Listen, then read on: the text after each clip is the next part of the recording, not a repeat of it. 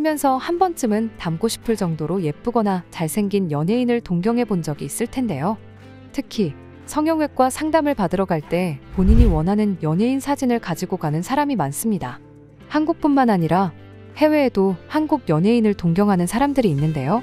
K-팝은 물론이고 한국 드라마, 영화 등으로 K-컬처를 접한 해외 팬들이 한국 연예인 외모를 동경해 한국으로 의료관광, 일명 K-성형 관광을 오기도 합니다. 그중 대만 유명 쇼호스트가 김희선, 김태희를 닮고 싶어 60회가 넘는 성형수술을 했다고 밝혀 화제가 됐는데요. 이 쇼호스트는 어쩌다 이렇게 여러 차례 성형수술을 하게 되었을까요? 대만의 쇼호스트 스롱은 학창시절부터 외모에 대한 콤플렉스를 가지고 있었다고 합니다. 그래서 그녀는 18세가 되자마자 부모님이 주신 돈으로 쌍꺼풀 수술을 받았다고 하는데요. 그러나 당시 성형수술이 발달하지 않아서 부자연스러운 쌍꺼풀이 됐다고 합니다. 그렇게 부자연스러운 쌍꺼풀을 가진 채 지내던 중 쇼호스트로 취업에 성공한 스롱은 해당 홈쇼핑 PD가 얼굴이 너무 뚱뚱하고 둥글해서 카메라엔 맞지 않는 것 같다라고 말해 또다시 성형수술에 대해 관심을 가지게 됐다고 합니다. 당시 대만의 성형외과를 찾아가면 한국의 연예인 이영애, 김희선 등 사진이 걸려있을 정도로 한국 배우의 외모를 동경한 분들이 많았다고 하는데요.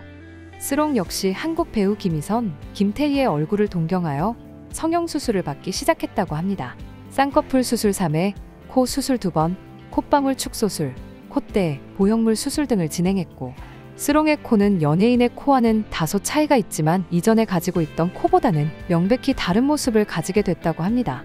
또한 2007년에는 한국을 찾아 양악수술을 진행했다고 하는데요. 한국의 성형외과는 여러 이유로 스롱의 양악수술을 만류했지만 그녀는 수술을 해준다는 병원을 찾아서 수술을 진행했다고 합니다.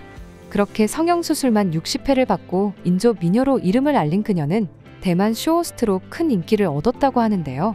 그런 그녀에게 중국에서 러브콜을 보냈고 그녀는 큰돈을 받고 중국 진출에도 성공했다고 합니다.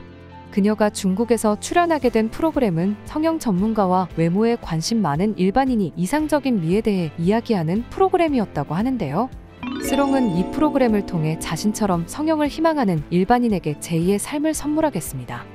태어날 당시 얼굴이 평범해도 얼마든지 수술을 통해 여신이 될 수 있습니다 라고 강조했다고 합니다.